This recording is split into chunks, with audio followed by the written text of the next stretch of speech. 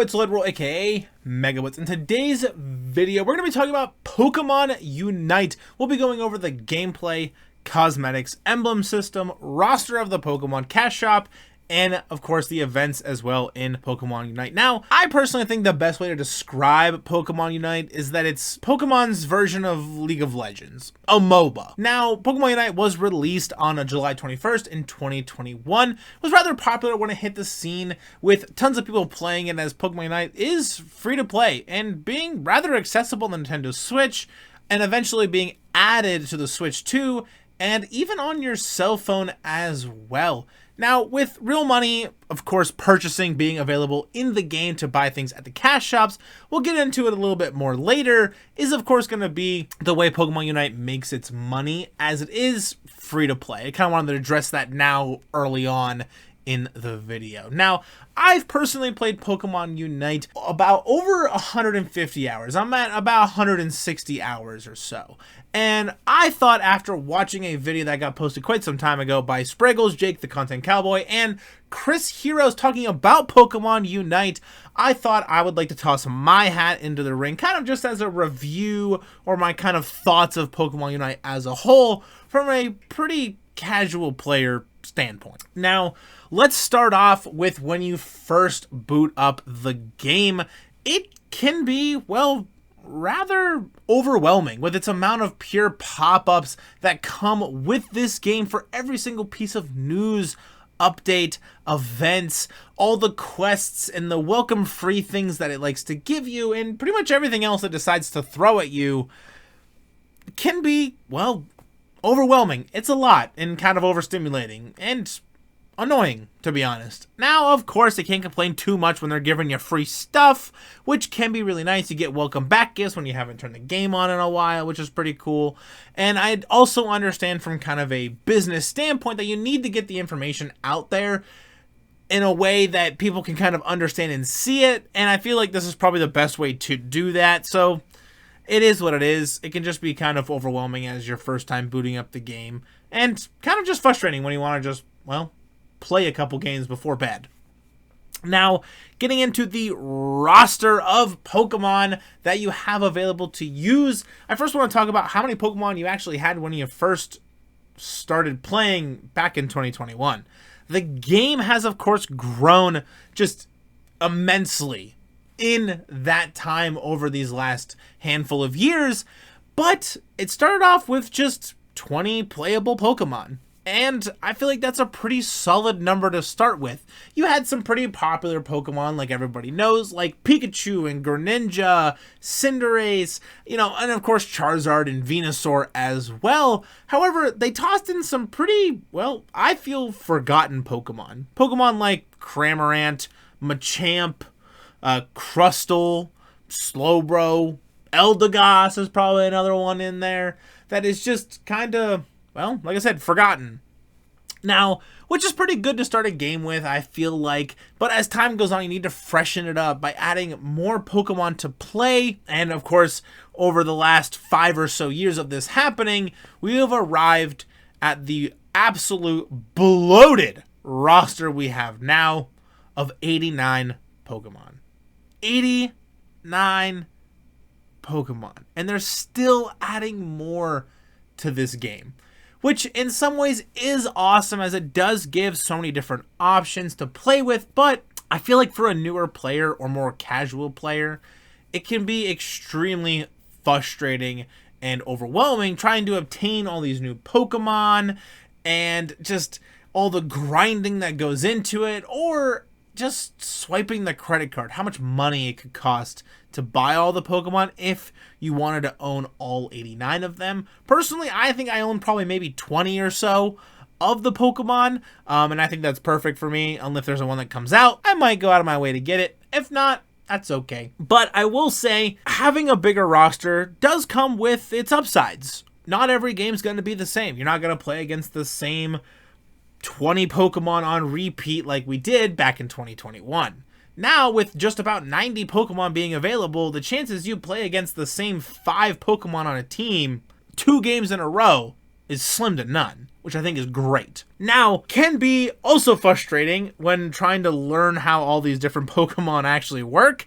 While they have different movesets that they can pick from and go different trees down by adding different items and battle items and emblems and all these other things, you're trying to also learn 90 of them doing the same different things. Can be a bit much. But personally, I do enjoy the 90-ish so Pokemon roster, as I am used to it by playing things like Marvel Rivals and Overwatch over a long period of time. I've come to enjoy the big rosters. Jumping into the gameplay, the thing you'll spend most of the time doing when playing Pokemon Unite, of course, and I'll be honest right off the rip, I love the gameplay of Pokemon Unite. I really do. I love the MOBA playstyle. I love how you don't have to deal with toxic chats in Pokemon Unite like you do in other games.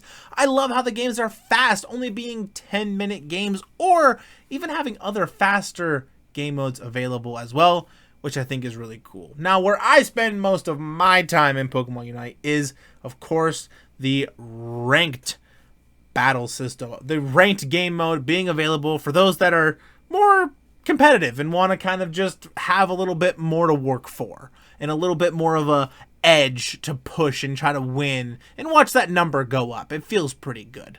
Now, of course, there will always be awkward moments when playing lane-based MOBAs like Pokemon Unite and League of Legends without, of course, the chat. You'll have these weird moments where you'll pick a jungle character and someone else also will, and then neither of you swap, and you end up with like two jungles, and it's kind of just awkward, and not really being able to communicate through chat like, hey, I'm pushing bot, or hey, I'm gonna go top, or let's group up for this thing. You do have kind of the quick emote things where you can kind of be like, let's group up here, and you can kind of do it like that, but I feel like the chat could be used a little bit more. They could add a bit more to it.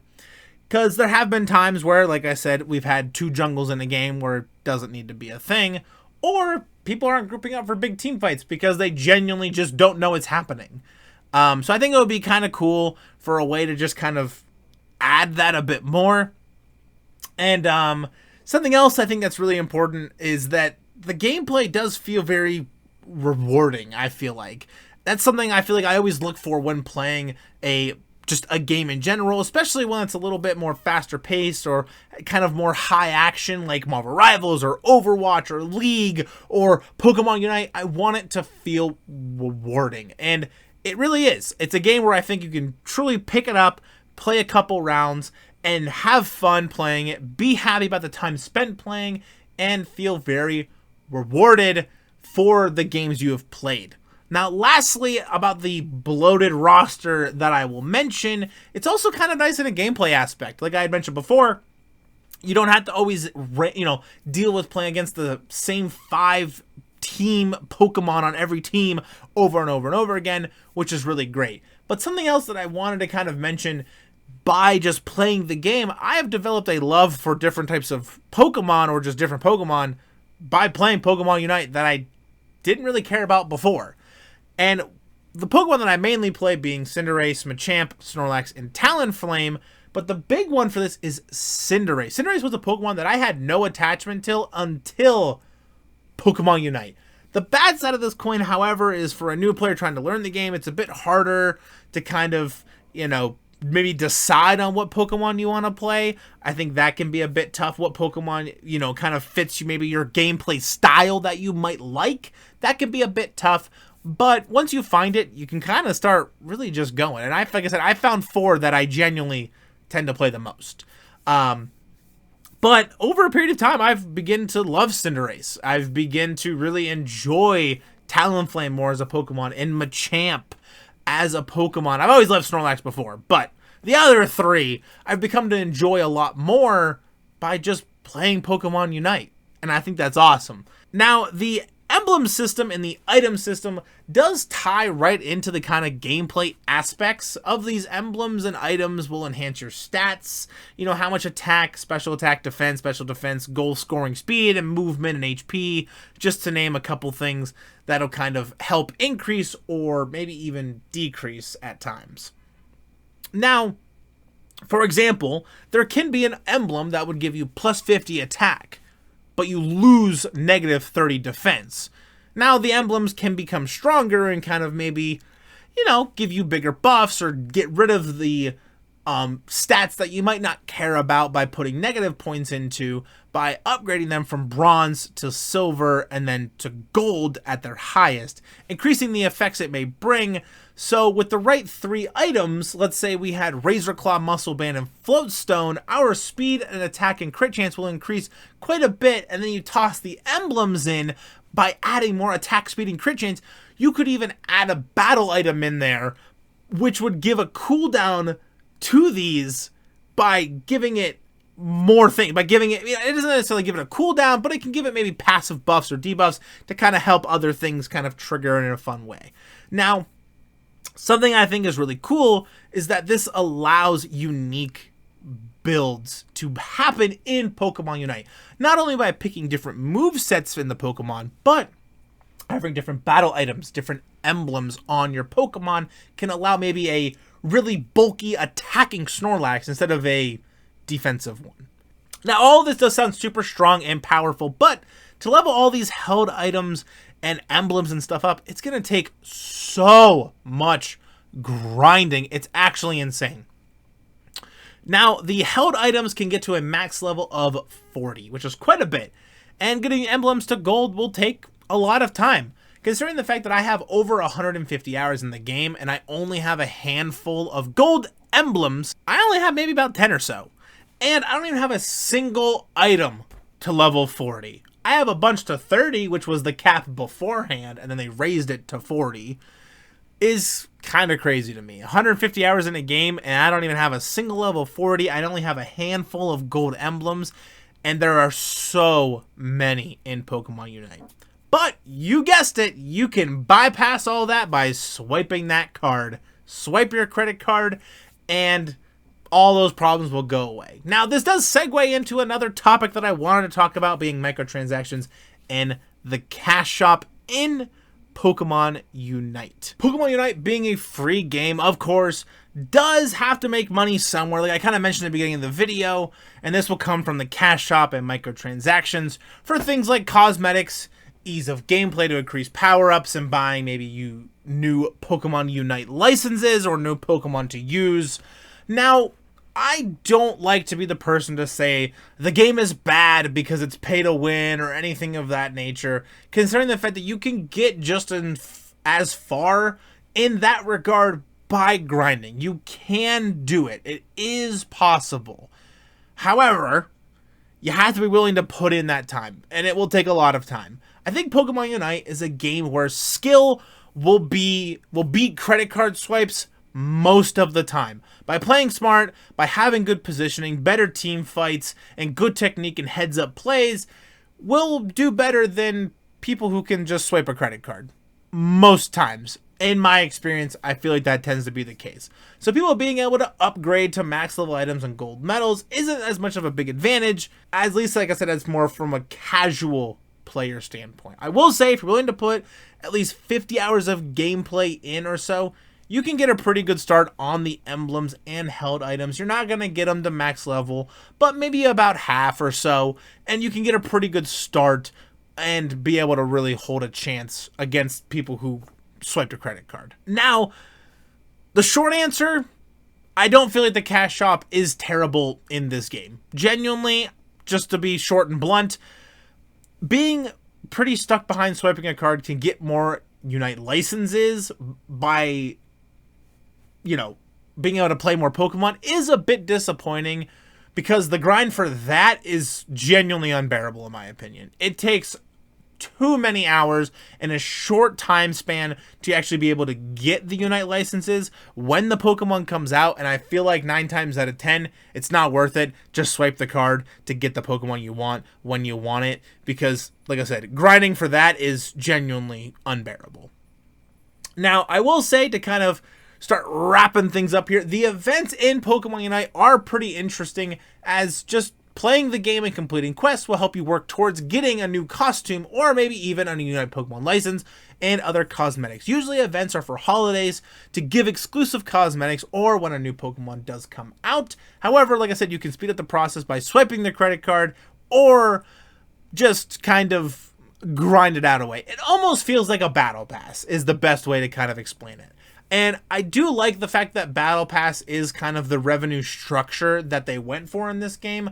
I feel like Battle Pass kind of ways the games make money are still catered to new players or people who aren't willing to spend money on the game because you still do get stuff. They could just not give you anything, but you still get things. Now, of course, you can buy the Battle Pass and get extra rewards.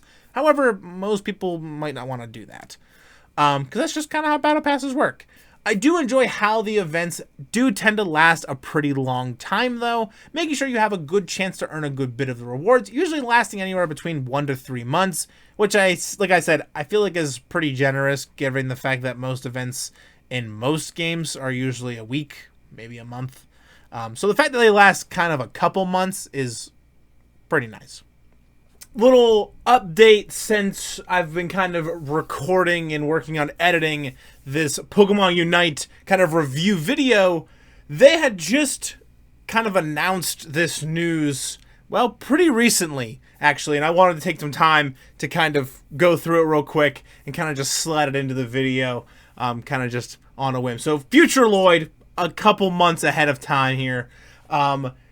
Basically, what this is saying is we've decided that Pokemon Unite will not be part of the 2027 Pokemon World Championships. Now, Pokemon Unite has never been at any regionals. They don't go to the Pittsburgh regionals. They don't go to the Las Vegas regionals. They're not at any sort of Pokemon regional event, but they're always at international championships and they're always at the World Championship. It's kind of been the theme is that they've always been at the ICs and the world events. So, and we will decide to hold a separate tournament, Pokemon Unite Eos Crown 2027 Tokyo, which is pretty cool. I mean, being able to go to Tokyo is kind of sick. The schedule as follows: regional qualifiers starting November 2026, tentative, obviously, all regions worldwide. We'll publish details as eligible regions at a later date. Format online with a unified regulation of all regions. So, basically, it's going to be kind of the same way they've been doing things now, where you can do these kind of events and tournaments and stuff online, kind of similar to how VGC does it. Pokemon TCG does not do any sort of online events like that, where you can earn kind of championship points and things like that. But Pokemon VGC and Pokemon, I think Go also does, and Unite has also done it to my knowledge. So there'll also be tournament prize, yes, and then the final tournament will obviously be March 2027, which will be kind of around the world time, but still tentative, in Tokyo, Japan, and then it'll be up to 32 teams. We'll invite all teams that won their respective regional qualifier to Tokyo with travel awards included. We will announce the detailed schedule for each regional qualifier and tournament regulations as soon as they are finalized. We look forward to continuing your support for Pokemon Unite. Now, a lot of people are saying this is kind of the writing on the wall. It's been kind of happening since December because that patch was a big flop. I'm not really too sure. I wonder if maybe they're just kind of taking it off to make room for other games, like maybe Pokemon TCG Pocket, just to kind of add to like maybe the pro circuit, we'll call it. But still kind of bummed to see this happen. I would have actually loved to kind of see that kind of stuff at an international championship, as Pokemon Unite's the actually only other game that I have put probably the most time into besides the TCG that are part of the four, you know, being TCG, VGC, Go, and Unite. Unite is probably the biggest one that I put the most time in after the TCG. So I am kind of bummed to see this happen, like I said, but it does not change anything that I have said in this video. My opinion still is the same. So yeah, back to the video. So I guess kind of my final thoughts as my final verdict and opinion or just review of Pokemon Unite. Now, I've been mostly making Pokemon TCG content here on YouTube, and as of recently branching out to things like Pokemon Unite or Pokemon Leaf Green and doing challenge runs and things like that.